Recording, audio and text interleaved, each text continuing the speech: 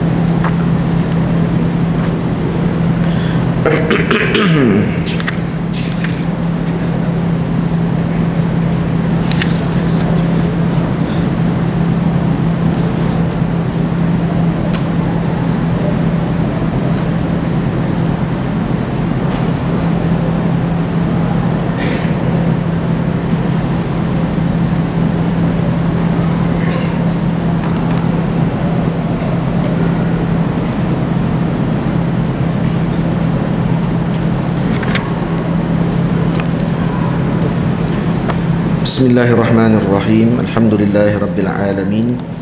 Wassalatu wassalamu ala asyrafil mursalin sayyidina wa nabiyyina Muhammad ibn Abdullah rasulil amin wa ala alihi wa ashabihi wa man tabi'ahum bi ihsanin ila yaumiddin. Subhanaka la ilma lana illa ma 'allamtana innaka antal alimul hakim. Rabbi shrah li sadri wa yassir li amri wahlul 'uqdatam min lisani yafqahu qawli. Rabbi yassir wa la tu'assir wa bitamin bi khair wa ba'd.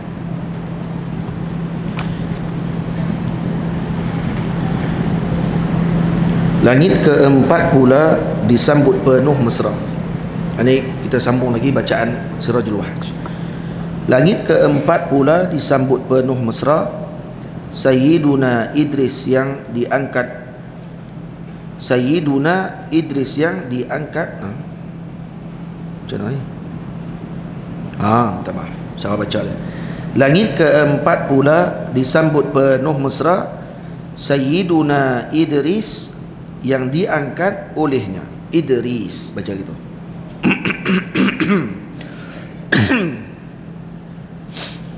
Jadi langit yang keempat, Nabi kita Muhammad sallallahu alaihi wasallam bertemu dengan Sayyiduna Idris alaihi salam yang diangkat oleh Allah Subhanahu wa taala. Ini menunjukkan hikmahnya bahawa Allah Subhanahu wa taala mengangkat kedudukan junjungan besar Nabi kita Muhammad pada kedudukan yang tinggi. Dalam Al-Quran Allah Taala menyebutkan wa rafa'nahu makanan 'aliyya. Sayyidina Idris alaihi salam berteman dengan malaikat. Apa yang orang sebut sebelum ni malaikat maut? Tak, bukan malaikat maut. Sayyidina Idris berteman dengan malaikat Asy-Syams, malaikat langit, malaikat matahari, malaikat penjaga matahari. Ini disebut dalam kitab ini wa huwa malakun muwakkalun bisyams, malaikat yang diwakilkan untuk menjaga matahari. Jadi disebabkan rapatnya beliau dengan malaikat tersebut dan beliau memohon kepada malaikat tadi, meminta kepadanya agar membawanya ke syurga, menunjukkan dia syurga. Jadi bila mana sampai di syurga, Sayyidina Idris alaihissalam bertemu dengan malaikat maut pada ketika itu. Fa'ajaba, dan dia takjub melihat malaikat maut. Sayyidina Idris waktu tengok malaikat maut, takjub dia dengan penciptaan yang Allah Ta'ala ciptakan pada malaikat maut. Dan kata malaikat maut, aku diarahkan oleh Allah untuk mencabut nyawanya Idris alaihissalam di langit yang keempat. Maka dicabut nyawanya pada ketika tersebut. Diangkat beliau dalam keadaan hidup, dan beliau dicabut nyawanya ketika mana di langit yang keempat. Jadi walaupun sebahagian ulama mengatakan bahawa beliau dimasukkan kembali rohnya dan dia hidup, dan sebab itu disebut oleh para masyayikh, para ulama, para sufi, bahawa ada dua nabi yang berada di langit dan dua nabi yang masih hidup di bumi. Dua nabi yang masih hidup di bumi adalah Sayyidina Khadir alaihi salam dengan Sayyiduna Ilyas alaihi salam. Nabi Allah Ilyas masih hidup. Lepas tu kita kalau masuk hutan, sunat kita baca kita baca salamun ala Ilyas ala alamin. Salamun ala Ilyas ala alamin. Baca doa tu. Nak ambil pokok ke, nak ambil daun ke, nak masuk dalam hutan dan seumpamanya, kerana Nabi Allah Ilyas alaihi salam diwakilkan untuk menjaga tanah dan juga kawasan hutan bumi inilah. Manakala Sayyidina Khadir alaihi salam ditugaskan untuk menjaga lautan. Untuk menjaga lautan. Jadi Nabi Ilyas ceritanya kurang kita dengar. Dan Sayyidina Ilyas diutuskan kepada kaum Ba'labak. Ba'labak. Jadi di Iraq. Jadi beliau ditangkap oleh kaumnya ketika berdakwah, dan kemudian Allah Ta'ala menghukum kaum tersebut dengan kemarau selama berapa tahun, dan mati binatang, mati habis orang-orang ramai. Akhirnya mereka jumpa dengan Nabi Allah Ilyas dan mohon kepada beliau untuk berdoa kepada Allah diturunkan hujan. Nabi Ilyas kata boleh, dengan syarat kena ikut agama Allah Subhanahu Wa Taala, dan mereka kata boleh. Dilepaskan Nabi Ilyas doa, hujan turun. Berkat Sayyidina Ilyas alaihi salam, hujan turun. Dan mereka beriman dengan Nabi Allah Ilyas dan Allah Subhanahu Wa Taala. Tak lama lepas tu kembali ingkar dan mengejar Nabi Ilyas untuk membunuh beliau. Dan waktu tu kata dalam riwayat disebutkan Allah Subhanahu Wa Taala mengutuskan kuda daripada api. Kuda daripada api. Kalau bahasa kita zaman lah, kalau faham lah ni, lebih kurang macam pionik tu lah, ataupun burung pionik, ataupun kuda api dia panggil. Kuda api bukan pionik, pionik burung. Jadi burung api juga lah. Jadi macam api yang terbang, dan Nabi Ilyas naik ke atas binatang tersebut dan diterbangkan dan hilang, dan disebut bahawa beliau masih hidup sampai sekarang. Dan Sayyidina Ilyas dalam riwayat disebutkan oleh Al-Imam As-Suyuti, Al-Imam Ibnu Hajar, Al-Imam Al-Imam Abdul Wahab Sya'rani radhiyallahu anhu katakan bahawa kedua mereka akan bertemu di Makkah Al-Mukarramah pada setiap kali musim haji. Setiap kali musim haji. Nabi Khidir dengan Nabi Ilyas alaihi salam. Kalau direzekikan oleh Allah Ta'ala kepada seseorang, mereka akan boleh bertemu dengan kedua-dua mereka tersebut. Boleh bertemu dengan kedua-dua Nabi Allah tersebut. Kalau nak minta doa, bertemu dengan mereka, minta doa jangan hanya nak temu saja. Minta sekali doa agar beradab dengan kedua mereka. Itu yang paling utama sekali. Sebab ada orang minta nak bertemu tapi terlupa adab. Bertemu tapi tak ada adab. Dia bertemu dengan orang ni tapi tak ada adab. Seorang wali, seorang alim minta kepada Allah agar bertemu dengan Nabi Khidir, dan dia mengajar di Masjidil Haram, duduk kat kerusi Masjidil Haram untuk mengajar. Satu hari sedang dia berehat dekat kerusi dia, dekat tempat dia mengajar tu, datang seorang lelaki minta izin nak duduk kat kerusi tu. Baik, saya nak duduk kat kerusi tu. Kata, kenapa saya nak bagi? Dia kata, tak, kalau tak bagi tak apalah. Terus dia pergi. Lelaki yang minta tadi pergi. Lepas tu dia heran. Dia kata, orang ramai memang tak pernah minta kepada dia untuk nak duduk kat kerusi tu. Itu dia orang ni. Dan bila dia tengok balik sifat-sifat orang tadi, balik dia baca balik kitab. Dan itu adalah sifatnya Nabi Khidir alaihi salam. Maka dia sebut, saya telah minta untuk bertemu Nabi Khidir, Allah rezekikan temu dengan Nabi Khidir, tapi saya terlupa meminta adab dengan Nabi Khidir. Akhirnya saya bertemu tapi tidak beradab dengan beliau. Nauzubillah. Nah, jadi minta kalau nak bertemu boleh, tapi minta dengan beradab, agar kita beradab dengan mereka berdua. Dan tanda mereka berdua di Makkah antaranya adalah masing-masing mereka akan mencukur rambut masing-masing. Sayyidina Khadir akan mencukur rambut Nabi Allah Adam, Nabi Allah Ilyas. Nabi Ilyas akan mencukur rambut Nabi Allah Khadir. Dan mereka akan minum zam-zam daripada tangannya masing-masing. Nabi Khidir akan minum, meletakkan zam-zam dalam tangan, kemudian dia bagi minum kepada Nabi Khidir, dan Nabi Ilyas pun akan buat macam tu juga kepada Nabi Khidir. Nabi Ilyas akan letak air zam-zam dalam tapak tangan dia, dibagi minum kepada Nabi Khidir. Jadi macam itulah antara tanda mereka disebutkan oleh para ulama. Dan rezeki lah kalau bertemu, rezeki.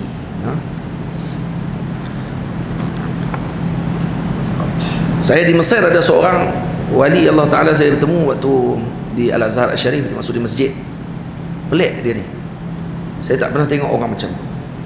Muka nak macam Cina, muka nak macam Cina, sorban dia besar, tongkat dia tinggi lebih pada dia, dan dia tak tinggi mana, tak rendah mana.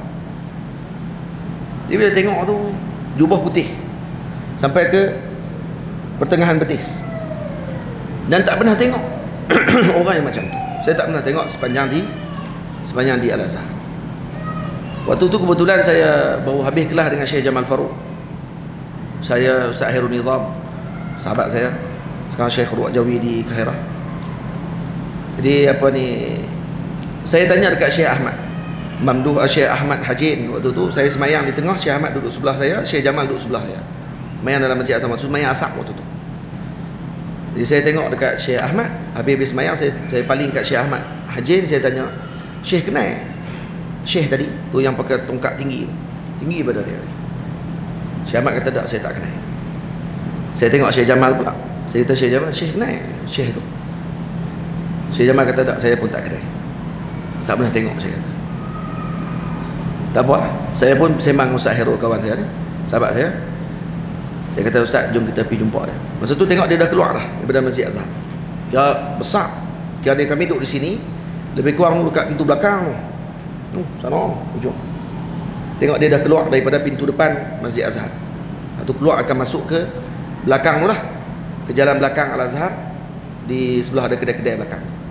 Jadi bila saya tengok tu, saya pun duduk sembang sini. Bayang kalau sembang bukan pakai mic. Kalau sembang sini, adatnya tak dengar sana orang hak sembang di sini. Saya sembang dengan Ustaz, saya kata jom kita pergi jumpa dia. Kita tanya nama pun cukup dah. Tanya nama je. Tak payah apa ni, minta menaling, tanya nama saja cukup. Kami pun lari. Kasut tak ada pakai. Kami tak ada ambil kasut. Kerana tengok dia dah keluar, takut dia hilang. Lari ligat. Keluar tengok dia tengah duduk berjalan di belakang Masjid Azhar tu. Tepi Masjid Azhar di bahagian belakang. Kalau tuan-tuan tengok cerita apa ni, ketika cinta bertasbih, kan dia? Cerita apa? Dia Mas Azam tu dia cerita apa? Ketika cinta bertasbih. Satu lagi cerita apa?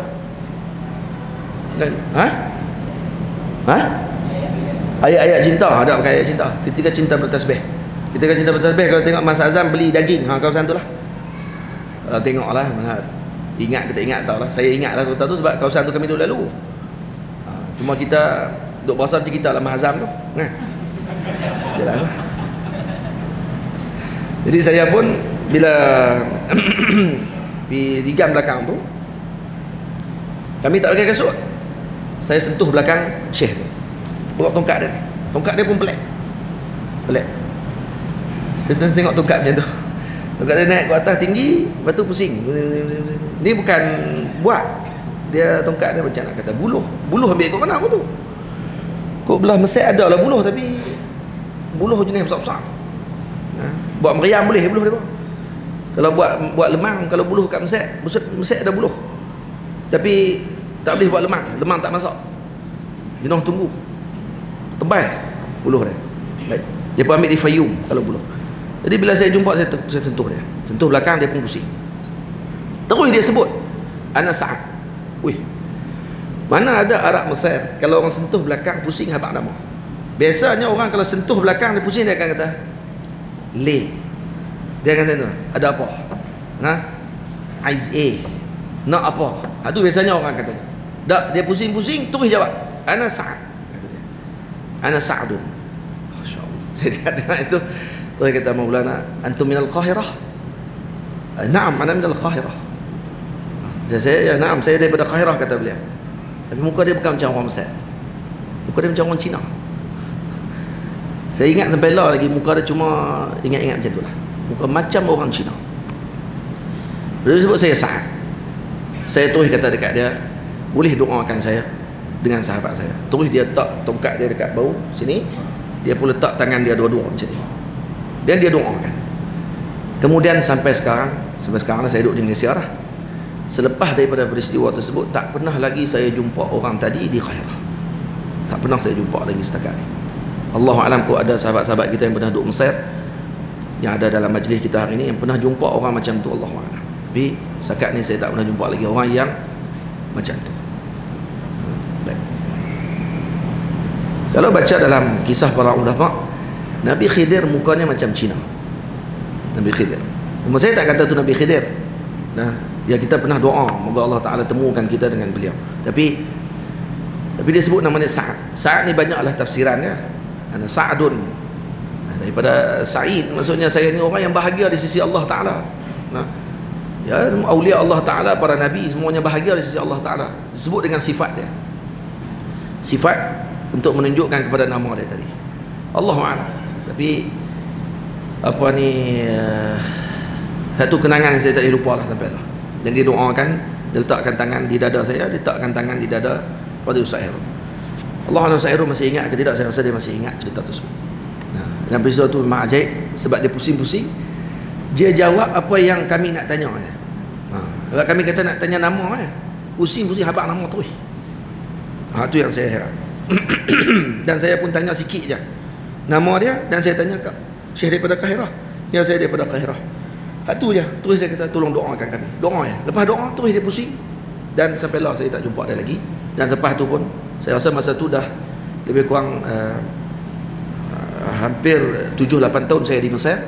Kemudian 8 tahun lagi selepas tu pun saya duduk di Mesir lagi. Saya duduk di sana 16 tahun. Pun tak pernah bertemu dengan orang lagi macam tu di Masjid Al-Azhar Syarif. Itu terakhir saya jumpa dengan beliau. Terakhir. Dan moga-moga dapat bertemu lagi. Saya nak tanya balik kat dia kali-kali betul dia nah. Betul dia tu siapa dia? Tu nak tanya dia. Dia ada abang sifat. Nah, abang tanya betul-betul dia tu siapa dia sebenarnya. Kalau ada rezeki peluang lagi lah bertemu dengan beliau. Itu kan dosa banyak apa semua ni, pakai tak tahu bila nak jumpa. Baik. Jadi ni Nabi Idris alaihissalam, dua langit nabi yang berada di langit, Nabi Idris dan Nabi Isa. Dua nabi di bumi, Nabi Ilyas, Nabi Yahya dan Nabi Khadir dengan Nabi Ilyas. Dua. Tamam?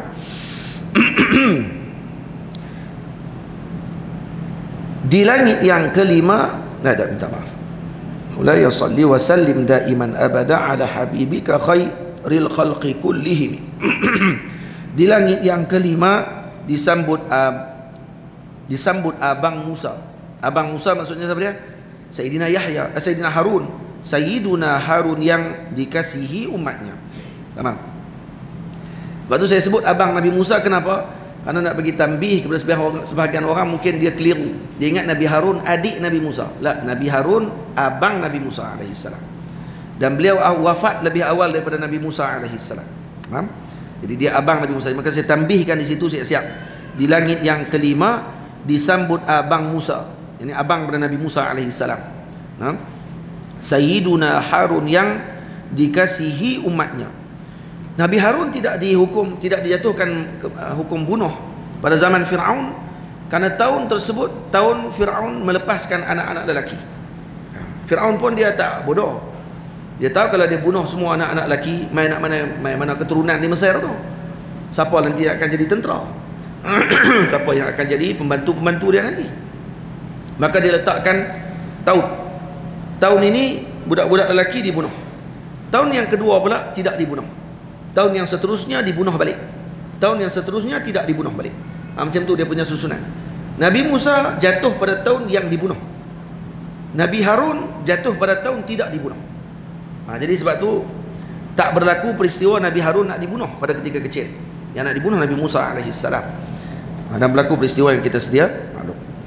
Jadi Nabi Harun alaihissalam adalah Nabi yang dikasihi oleh kaumnya. Dan Nabi Harun diberikan dengan fasahatul lisan, lidah yang sangat petah. Maka Rasulullah sallallahu alaihi wasallam diberikan oleh Allah Taala juga dengan lidah yang sangat petah, dan diturunkan dengan Al-Quran yang merupakan sefasih-fasih lughah yang berada di dalam muka bumi Allah Subhanahu wa taala. Itu yang hikmah kenapa bertemu dengan Nabi Allah Harun alaihi salam, dan juga untuk menunjukkan bahawa Nabi Muhammad sallallahu alaihi wasallam akan menerima ujian seperti mana yang diterima oleh Sayyidina Harun alaihi salam dengan Yahudi. Yahudi ni kira, bayangkan ini semua Nabi Bani Israel yang Nabi temu.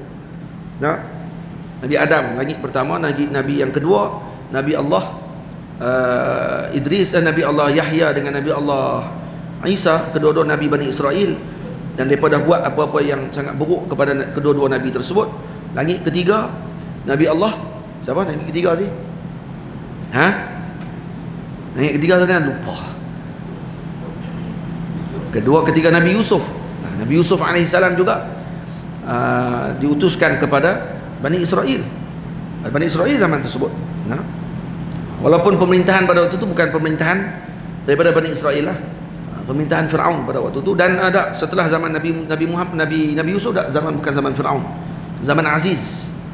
Aziz adalah raja Mesir daripada orang panggil apa, daripada Bani Israel. Manakala kalau kata Firaun adalah raja Mesir daripada kaum Qibti. Firaun daripada kaum Qibti. Baik. Kemudian masuk langit yang kelima dengan Nabi Allah, langit keempat Nabi Allah Idris. Nabi Idris ya lebih awal daripada itulah. Dan masuk langit yang kelima kembali kepada Nabi Harun alaihi salam. Maksud nak bagi tahu kepada Nabi Muhammad sallallahu alaihi wasallam bahawa tipu daya Bani Israel ni sangat licik, dan ingatan kepada junjungan besar Nabi kita Muhammad ini sangat besar oleh para anbiya alaihi wassalatu wassalam kepada junjungan besar Nabi kita Muhammad sallallahu alaihi wasallam tentang apa yang dilakukan oleh kelompok Bani Israel kepada para anbiya alaihi wassalatu wassalam. Itu. Dan seterusnya junjungan besar di langit yang kelima disambut abang Musa, Sayyiduna Harun yang dikasihi umatnya. Sayyiduna Musa dilihat oleh baginda bersama umatnya di langit yang seterusnya. Dalam langit yang seterusnya, itu langit yang keenam, baginda Nabi kita Muhammad melihat Sayyidina Musa alaihi salam bersama dengan kaumnya. Dan Nabi Musa alaihi salam, kesemua Nabi, ketika Nabi Muhammad sampai ke langit, mereka akan menyebutkan marhaban bi akhi salih wa nabi salih. Marhaban bi akhi salih wa nabi salih. Itu dijawabkan dengan apa ni, ucapan marhaban tersebut kepada junjungan besar Nabi kita Muhammad sallallahu alaihi wa alihi wasallam. Dan Sayyiduna Musa dilihat oleh baginda bersama umatnya di langit yang seterusnya, juga dilihat olehnya para nabi mulia, ada yang bersendiri tak punya pengikutnya. Dan pada langit yang keenam ni juga dilihat oleh Nabi kita Muhammad sebahagian para nabi yang tidak mempunyai umat seorang pun. Ada. Ini maksudnya ini sebagai bagi pemisal kepada junjungan besar, bahawa Nabi adalah umat Nabi yang mempunyai umat yang teramai, sawadul a'zam umat ini. Dan Nabi Musa alaihi salam bukan cemburu, kata cemburu kerana para Nabi alaihi wassalatu wassalam, ya boleh kita kata cemburu dengan maksud bukan untuk apa ni, benci dengan nikmat yang didapatkan oleh seorang tersebut. Cemburu para Nabi dengan maksud bahawa mereka menginginkan kedudukan dan kemuliaan yang sedemikian yang diperolehi oleh Rasulullah sallallahu alaihi wasallam. Itu Nabi Musa ketika bertemu dengan Sayyidina Rasul, setelah Nabi berpaling daripada beliau pergi, maka beliau menangis. Dan dia kata kepada Allah Subhanahu wa taala, bila Allah Taala tanya kenapa menangis, maka kata beliau, gulam ini, anak muda ini mendapatkan kelebihan yang tidak didapatkan oleh orang lain. Alangkah baiknya kalau saya mendapatkan kebaikan yang sedemikian.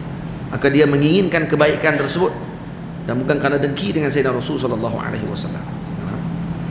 Jadi Nabi Muhammad diperlihatkan oleh Allah kepada para anbiya dengan ketinggian kedudukan Nabi kita Muhammad sallallahu alaihi wasallam.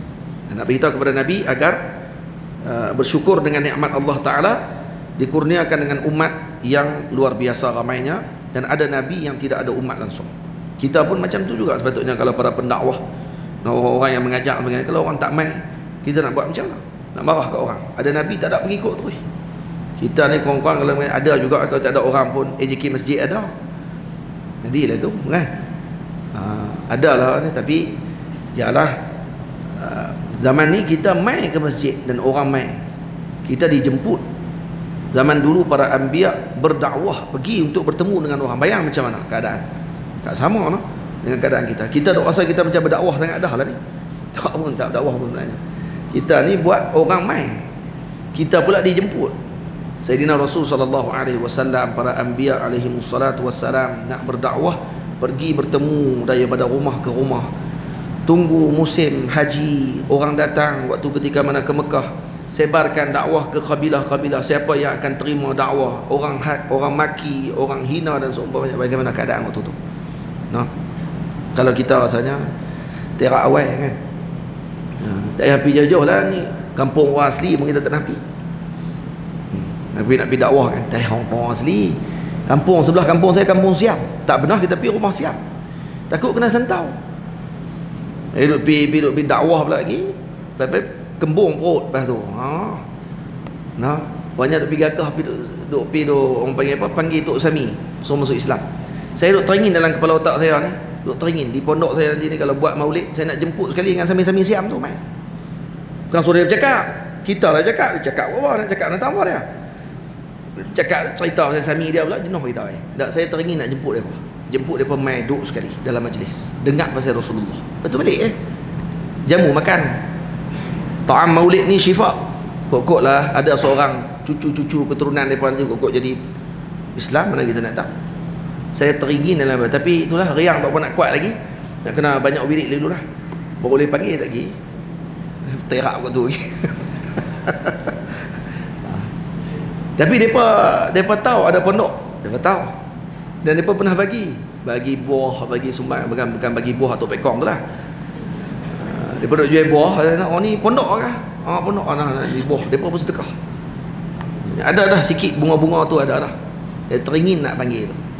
Kita ada panggil apa ni orang bukan Islam mai dalam majlis maulid. Kita panggil sama kita ya.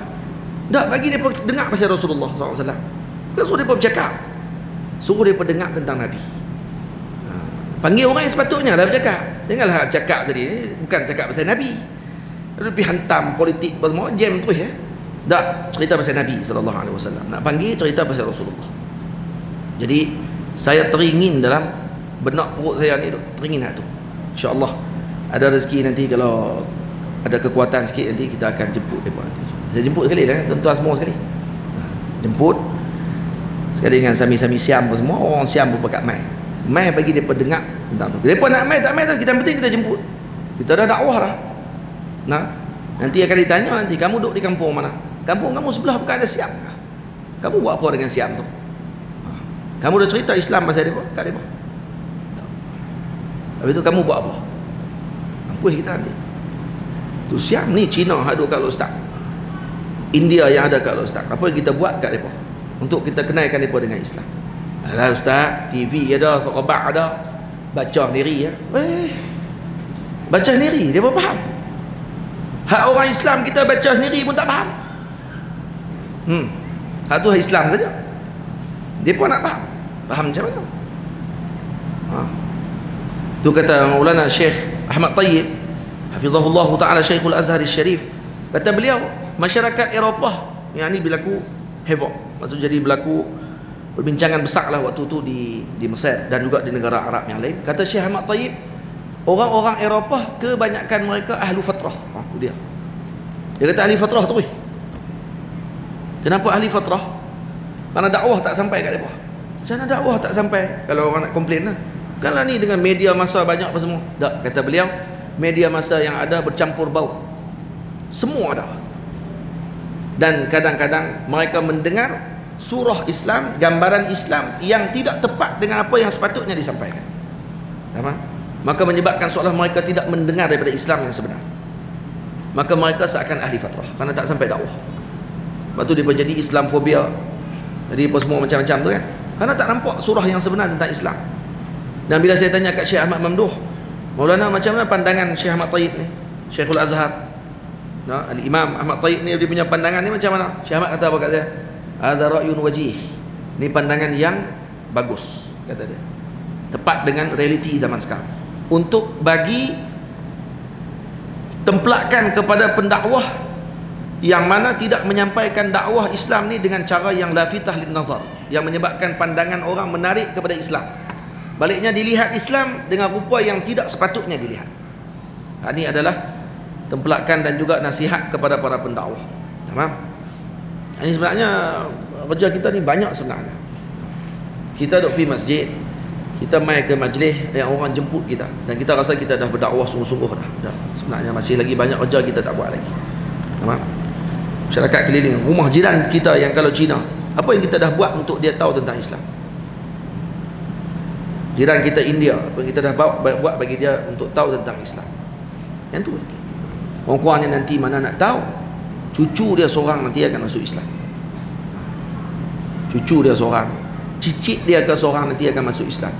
Kenapa? Kerana Nabi sebut dalam hadis kepada seorang sahabat, kamu adalah hasil kebaikan datuk nenekmu dulu.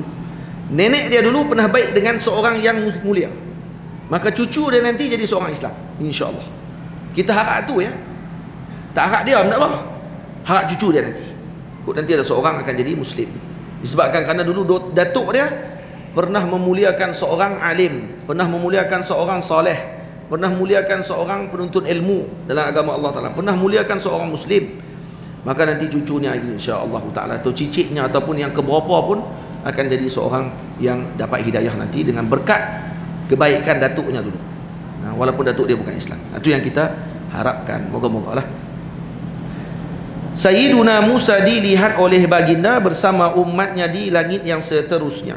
Juga dilihat olehnya para nabi mulia, ada yang bersendiri tak punya pengikutnya. Ini pengajaran indah buat kita semua. Tak punya pengikut bukan bermaksud terhina. Ni. Bersyukurlah kita dipilih jadi umatnya yang terakhir paling banyak kurnia darinya. Kita kena bersyukur kepada Allah kerana Allah mengurniakan nikmat yang paling besar kepada umat Nabi Muhammad sallallahu alaihi wasallam walaupun kita yang terakhir. Karena itu kata Maulana Syekh Yusri hafizahullah, sepatutnya bagi para pendakwah, sepatutnya bagi mereka menceritakan juga tentang kelebihan umat Nabi Muhammad sallallahu alaihi wasallam. Ni kita ni sebagai umat Nabi, apa kelebihan kita kena cerita. Khususiat umat Nabi Muhammad ni kena cerita. Nah, yang tak ada pada umat lain untuk kita bersyukur dengan nikmat tadi dan mengikuti jalan junjungan besar Nabi kita Muhammad sallallahu alaihi wasallam. Dicemburui oleh kalimullah mulia, diminta kepadanya agar jadi umatnya. Nya yang pertama kembali kepada Allah, diminta kepadanya, ini kepada Allah agar jadi umatnya, nya kepada Nabi sallallahu alaihi wasallam, agar jadi umat Nabi Muhammad sallallahu alaihi wasallam. Jadi Nabi Muhammad, Nabi Musa alaihissalam minta kepada Allah agar menjadi umat Nabi Muhammad sallallahu alaihi wasallam. Ini dalil kata dia tidak cemburu pun. Dia bukan dengki dengan Nabi Muhammad. Dia tak dengki dengan Nabi kita Muhammad sallallahu alaihi wasallam. Ya, perkataan yang disebut oleh Nabi Musa bila ditanya, bila Nabi berpaling, Nabi Musa menangis, maka dikata kepada Nabi Musa, "Mayubkika?" Qil di sini katanya Allah yang bertanya. Allah Maha mengetahui. Maka kata Nabi Musa, "Abki li'anna ghulaman bu'isa min ba'di yadkhulul jannata min ummatihi aktsara mimman yadkhulul jannah min ummati." Dia kata ghulaman, ini anak muda ni.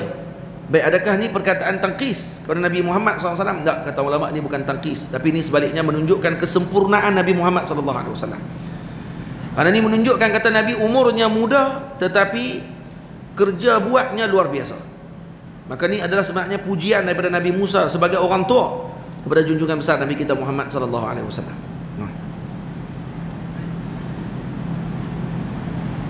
Yang mana umatnya diutuskan setelahku, katanya, kata Nabi Musa, dia diutuskan setelahku, tapi umatnya lebih banyak masuk syurga daripada umatku. Cuba tengok para anbiya, apa yang mereka inginkan? Yang mereka inginkan umat masuk syurga.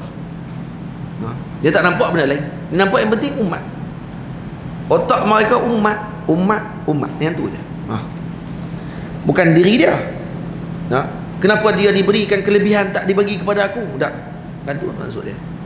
Tak dilihat pada umat Nabi Muhammad. Dan kemudian bila dia minta untuk jadi umat Nabi Muhammad, alangkah baik kalau aku jadi umat Nabi Muhammad sallallahu alaihi wasallam, kerana nak mendapatkan kelebihan umat Nabi Muhammad tu yang sangat banyak khususiatnya. Maka ini menunjukkan kepada ketinggian kedudukan yang bersandar kepada Nabi kita Muhammad sallallahu alaihi wasallam. Maka hani'an lana walakum, tahniah kepada diri kita dan kepada kita semualah, karena dipilih menjadi umat Nabi Muhammad sallallahu alaihi wasallam. Dan Karena ada perasaan tadi, kita akan rasa bersyukur dengan Allah, dan kita akan membanyakkan lagi selawat kepada junjungan besar Nabi kita Muhammad. Di langit yang tertinggi bertemu Qalilullah, dipesan agar banyakkan tanaman di jannah. Yang ni bertemu dengan Sayyiduna Khalil, iaitu Sayyidina Ibrahim alaihi salam, bertemu dengan beliau di langit yang ketujuh. Dan Nabi Allah Ibrahim alaihi salam berpesan kepada Nabi Muhammad agar membanyakkan tanaman di jannah. Tak banyakkan tanaman, kata Sayyidina Ibrahim alaihi salam. Apa dia tanaman di jannah? Nak kena banyakkan tumbuhan. Apa dia tumbuhan tadi? Al-hauqalah, tanaman subur di dalam syurga, walau ringan di lidah namun berat timbangnya. Jadi al-hauqalah, hauqalah ni na'tun dipanggil, ringkasan kepada la haula wala quwata illa billahil aliyyil azim. Baca yang tu. Dan dalam riwayat disebut bahawa Sayyidina Ibrahim menyampaikan salam kepada umatnya. Kata beliau, sampaikan salamku kepada umatmu dan maklumkan kepada umatmu bahawa di syurga ini tanah yang terbaik, azbatil ma', airnya air yang sangat jernih, dan juga airnya sangat tawar, yang sangat sedap lah maksudnya. Wa inna ghirasaha, dan sesungguhnya tanaman di dalam syurga apa dia? Subhanallah walhamdulillah wala ilaha illallah Allahu akbar. Ini tanaman dalam syurga. Maka lazimi dengan la haula wala quwata illa billahil aliyyil azim, dan kemudian lazimi dengan subhanallah walhamdulillah wala ilaha illallah Allahu akbar. Jadi orang yang bertahlil, orang yang baca subhanallah walhamdulillah Allahu akbar selepas solat, diampunkan dosanya walau kana misla zabadil bahri, walaupun seumpama buih di lautan, dosanya diampunkan oleh Allah Taala, jadi pula tumbuhan dalam syurga. Hadirin semua, bayang kalau orang ni banyak baca la haula wala quwata illa billahil aliyil azim, la haula wala quwata illa billahil aliyil azim, satu kali baca tumbuh satu pokok dalam syurga. Makna di sini geran tanah kita dalam syurga nanti akan dapat seluah mana kita punya zikir kita kepada Allah. Banyak kita zikir, banyak tu geran kita nanti. Luah tanah tu nanti masuk nanti, ni taman kamu yang kamu telah zikir dulu. Dan waktu tu kita akan menyesal kerana kita tak berzikir banyak, kerana kawan kita yang seorang lagi lebih luah daripada kita. Tamam. Kita akan menyesal bukan kerana dia, minta maaf. Ahli syurga bukan macam itulah. Ahli syurga bukan dia tengok kawan ni luah tanah, oi, luah daripada aku ni, macam mana nak bagi tanah dia dapat kat aku, kita bagi pindah batu, tak. Ahli syurga bukan macam tu. Maksud saya sini, dia akan menyesal dengan zikir dia yang tak banyak, bukan kerana tanah kawan tu banyak. Tak, minta maaf, saya minta maaf. Ahli syurga bukan dengki dengan sebab tanah tu, dengki ataupun cemburu disebabkan kerana wiridnya kurang dibandingkan dengan temannya yang satu lagi. Maka banyakkan wirid, banyakkan sebut. Jadi kita dah ada wirid banyak-banyak nak wirid macam mana tu, para ulama anjurkan pegang tasbih.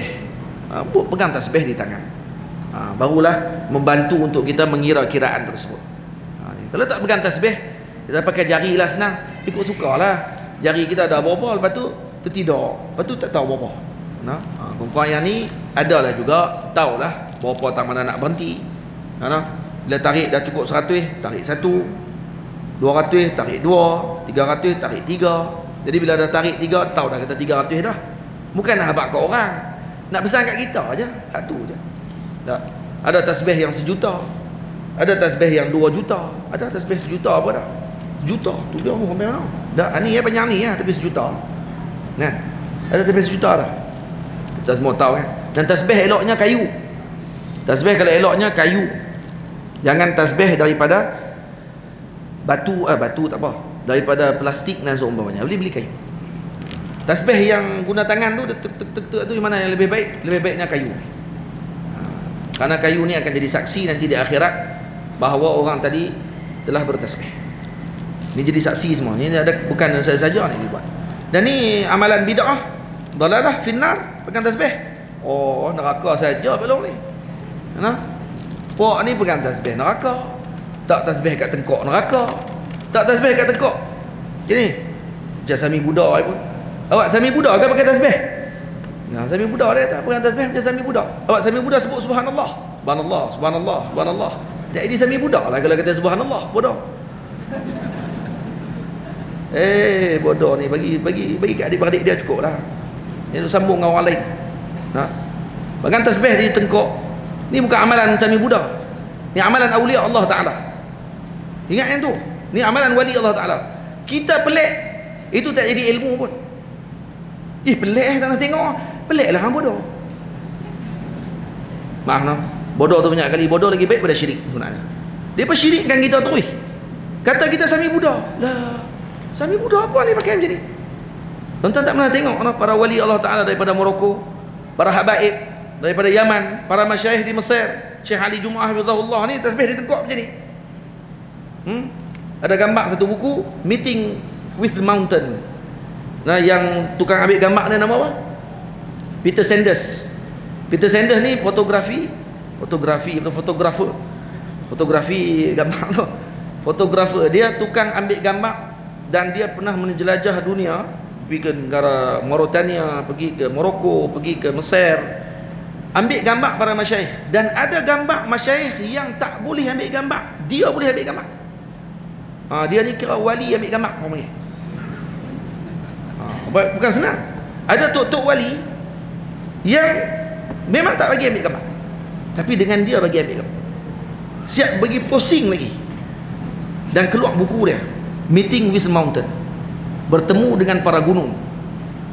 Bertemu dengan para gunung. Buku tu saya buh dalam Facebook.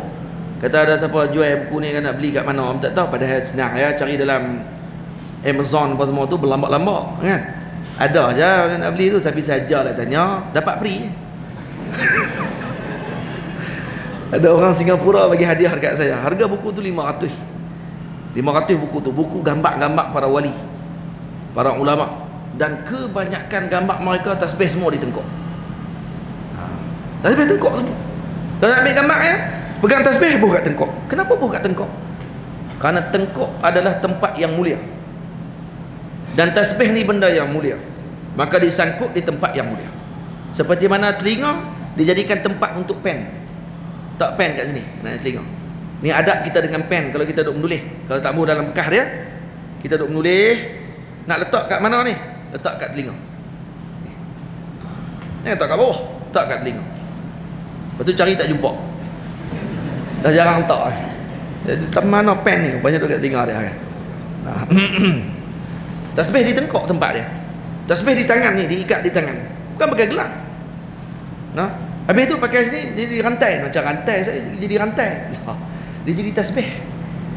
Tasbih. Rantai orang tak pegang, rantai mah yang bini kita dia tak pegang tu, subhanallah, subhanallah. Dia tak pegang. Tasbih tempat tu letak di tengkok. Tempat dia macam tu. Dan ni adalah amalannya para awliya Allah Ta'ala. Dan ada satu kitab dikarang khas untuk masalah letak tasbih di tengkok. Dan kalau ada orang kata kita orang gila disebabkan letakkan tasbih di tengkok ni, ni lagi bahagia. Bahagia kenapa? Kerana Nabi pernah sebut, zikirlah kepada Allah sampai kamu disebut orang gila. Elok tu. Faham? Kalau ada orang kata macam orang gila, tengok, alhamdulillah, masuk dalam hadis dah. Alhamdulillah. Faham? Sayyidina Umar bin Abdul Aziz, kata beliau, ada di kalangan wali Allah Ta'ala yang tidak ditunjuk oleh orang dengan tangan mereka. Maksudnya orang tak tengok dia pun, tapi mereka orang-orang yang mulia di sisi Allah Ta'ala. Kalau diketuk pintu, orang tak buka pintu. Kalau berjalan, orang tak akan tunjuk kepada mereka. Maksudnya la yushar bil banan. Maksud tak ditunjukkan dengan tangan orang. Maksudnya hadza fulan alim kabir, kata-kata tak sebut apa-apa. Orang tak kenal.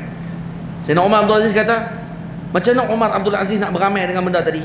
Umar Abdul Aziz kalau berjalan orang tunjuk, hadza Umar. Ini Amirul Mukminin, Umar Abdul Aziz. Kalau ketuk pintu, mana pintu rumah tak buka kalau Umar Abdul Aziz ketuk. Ketuk-ketuk ni siapa dia? Umar Abdul Aziz. Siapa tak buka? Tak pakai baju pun buka waktu tu. Kerana nak menyambut wali Allah Ta'ala. Bukan wali dia, wali dunia, wali akhirat. Semua orang nak. Jadi apa yang dia buat? Seminggu sekali dia akan pakai pakaian yang sangat compang-camping, rambutnya akan jadi robar penuh dengan debu, dia akan berjalan dan memang orang tak kenal dia. Dan alhamdulillah kata dia boleh beramal juga dengan hadis tu. Sebab orang tak kenal dia waktu tu. Jadi macam orang gila. Nampak tak? Ni tengok orang pakai tasbih di tengkok, kata kita Sami Buddha. Macam Sami Buddha Macam Sami Buddha, la ilaha illallah. Teruknya. Saya tak pernah tengok pun. Tok-tok guru dulu tak buat pun macam tu. Betul ke? Hang tengok semua tok-tok guru dulu kan? Hang pun baru lah ya tu ada. Tu kata kejahilan dibawa untuk jadi sebagai persepsi kepada orang ramai. Hati-hati. Jangan diikut dengan kelompok tersebut. Terus di sisinya kaum yang indah Maulaya salli wa sallim daiman abada ala habibika khairil khalqi kullihimi. Di sisinya kaum yang indah rupa parasnya, mandi dari 3 sungai di dalam syurganya. Ada 3 kaum. Ada kaum yang indah rupa paras mereka di sisi Sayyidina Ibrahim alaihi salam, yang mana mereka ini mandi daripada sungai syurga Allah Subhanahu wa taala. Tamam? Jadi dalam hadis disebut wa indahum qaumun julusun bidul wujuh amsalul qaratis. Putih wajah mereka ni macam kertas. Wa qaumun fi alwanihim syai'. Dan ada satu kaum lagi yang warna pada kulit mereka ni ada sesuatu. Wa faqama haula'i alladhina fi alwanihim syai' fadakhalu nahran faghtasilu fihi fakharaju wa qad qalusa min alwanihim syai'. Hak kaum yang mana ada sedikit warna pada kulit mereka, masuk dalam sungai syurga, keluar hilang, jadi putih bersih balik. Pokoknya tu dosa, noda yang ada pada tubuh mereka. Fakharaju wa qad qalusat alwanuhum fasarat mithla alwani ashabihim faja'u fajalasu ila ashabihim. Mereka pun duduk. Maka Sayyidina Rasul sallallahu alaihi wasallam bertanya, "Ya Jibril, man haula'il bidul wujuh?" Man haula'il bidul wujuh, siapa orang yang wajah mereka ni putih bersih ni? Wa man haula'il ladina fi alwanihim syai'? Wa ma hadhihi al-anhar allati dakhaluha? Mana pula, siapa pula kaum yang putih bersih ni? Siapa pula yang ada warna sikit pada tubuh mereka ni? Dan apa pula sungai ni, sungai apa? Maka kata Sayyidina Jibril, amma haula'il bid al-bidul wujuh fa qaumun lam yalbasu imanahum imanahum bizulmin. Maksudnya mereka ni tidak ada sedikit pun apa ni kekotoran kepada iman mereka, tak ada. Iman mereka iman yang khalis. Wa amma alladhina fi alwanihim syai'un fa qaumun qalatu amalan salihah wa aqar sayyi'a. Yang ni ada satu kaum lagi pula yang ada syai' pada tubuh mereka ni, ini kaum yang mana amal soleh pun ada, sikit amal sayyi' pun ada, amal yang buruk pun ada. Fataballahu alaihim, mereka tabu, mereka bertaubat, maka Allah menerima taubat mereka. Wa amma hadhil anhar fa awwaluha rahmatullah. Sungai-sungai tadi pula, sungai pertama rahmatullah, sungai kedua ni'matullah, sungai yang ketiga saqahum rabbuhum syaraban tahura. Allah Ta'ala bagi kepada mereka minuman yang luar biasa. Ini pun perlu kepada syarahan. Setelahnya baginda menuju ke Al-Kautsar, dibawa ke syurga yang indah tidak tergambar. Dan Nabi dibawa ke Telaga Kautsar. Telaga Kautsar yang luasnya disebut oleh Nabi SAW daripada Yaman ke Masjid Nabi SAW, daripada Sana'a ke Masjid Nabi SAW, dan Sana'a ke Masjid Nabi, berapa ribu kilometer. Luas tu dia punya kawasan Telaga Kautsar. Dan dalwun, bekas untuk mencedok air Telaga Kautsar sebanyak bintang di langit. Maksudnya terlalu banyak. Jadi Nabi dibawa ke Al-Kautsar. Jadi ayat Quran Allah Ta'ala sebut, inna a'tainaka al-kautsar. Inna a'tainaka al-kautsar. Al-Kautsar, sebagian ulama kata Telaga Kautsar, sebagian ulama kata nikmat yang banyak, kerana Kautsar atas wazan fa'al dengan ana mubalaghah. Atau apa ni, maksud mubalaghah dengan maksud banyaknya kebaikan yang Allah Taala bagi kepada Rasulullah sallallahu alaihi wasallam dengan nikmat yang pelbagai, maka disebutkan dengan Al-Kautsar. Pun banyak juga macam tu. Diperlihatkan neraka tempat kemurkaan, moga dijauhkan kita segala siksaan. Maulaya salli wa sallim daiman abada ala habibika khairil khalqi kullihimi. Jadi kita berhenti yang tu. Yang kedua kitab ni kita akan baca malam ni insya-Allah. Kita akan bacakan dengan cepat bagi kitab Manzumah berkaitan dengan rezeki. Insya-Allah akan khatam malam ni dengan bimbang. Semua akan khatam malam ni. Kitab yang pertama kita akan baca malam ni, majlis pertama Nazam Idaman Hati dulu. Kerana kita akan tamatkan dengan kitab ni, Perjalanan Indah Nabi yang Barakah ni. iaitu Quran Isra Mi'raj Sirajul Wahaj, kita akan baca pada sesi yang kedua insya-Allah. Dan kita akan tamatkan bacaan kitab ni pada malam ni di atas insya-Allah. Dan sesi pertama kita akan baca Nazam Idaman Hati pada sesi pertama selepas maghrib insya-Allah. Jadi saya minta dalam masa 5 minit atau 10 minit untuk tuan-tuan dengar apa ni, akan dikhasidahkan balik lagu ni dalam bentuk khasidah insya-Allah. Sila. Lepas tu kita bersurah. Bismillahirrahmanirrahim. Innallaha wa malaikatahu yusalluna 'alan nabi ya ayyuhalladzina amanu sallu 'alaihi wa sallimu taslima. Allahumma salli wa sallim wa barik alaihi wa ala alihi.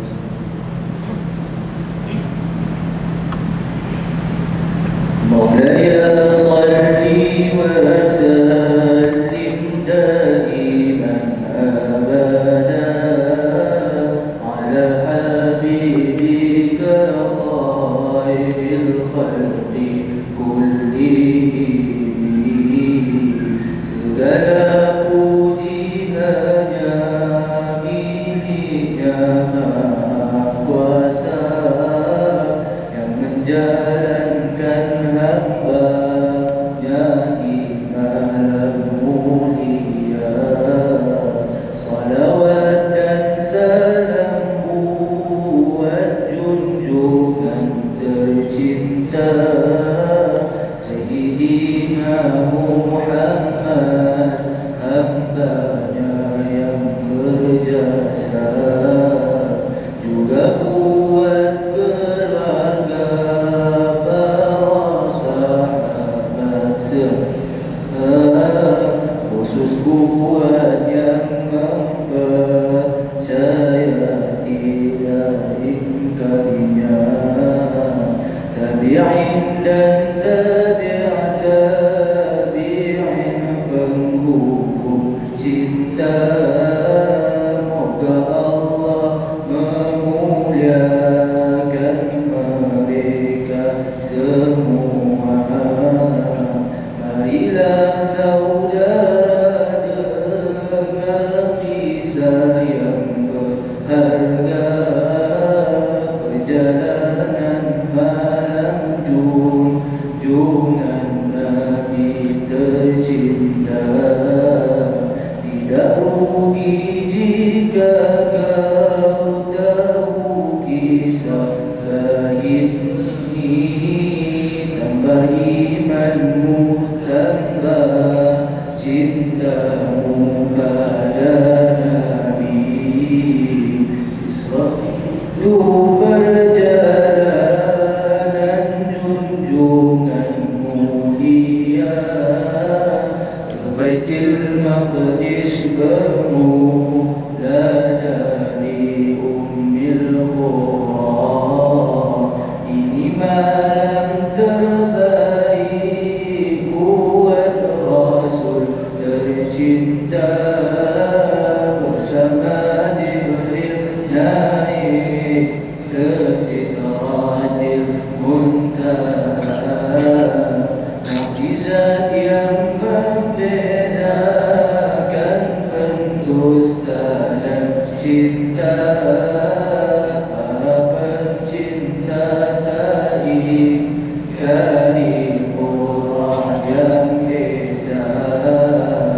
Maulaya salli wa sallim daiman abada ala habibika khairil khalqi kullihim. Kisah Isra baginda Nabi sallallahu alaihi wasallam. Maulaya salli wa sallim daiman abada ala habibika khairil khalqi kullihim. Baginda dijemput Jibril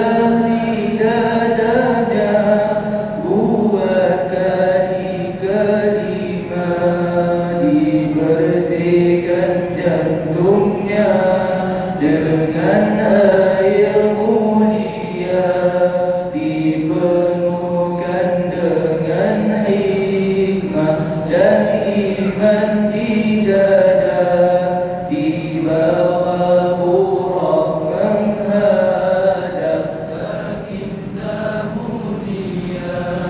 Putih bersih cepat geraknya, asalnya syurga, berpeluh tubuhnya jika disentuh baginda, tak menyangka dirinya diundang insan mulia. Bermulalah perjalanan malam yang barakah, ditemani Jibril dan Mikail di sebelah. Tiba di Thaibah baginda menunaikan salat, itu negeri hijrah baginda dan sahabat.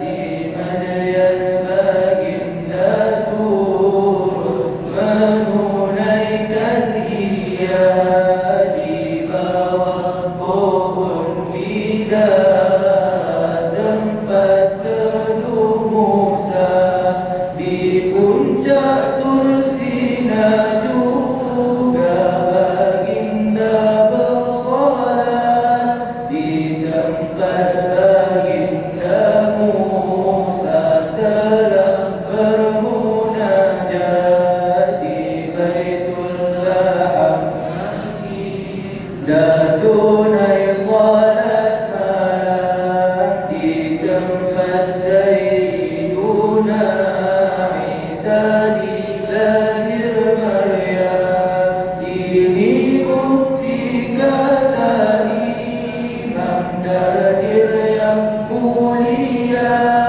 bertabaruk dengan asar salihin tak apa. Jauhilah golongan yang suka pecah belah, dituduhnya umat baginda lakukan bid'ah. Dalam perjalanan Ifrit mengganggu baginda, diajarkan Jibril doa kepada nabinya.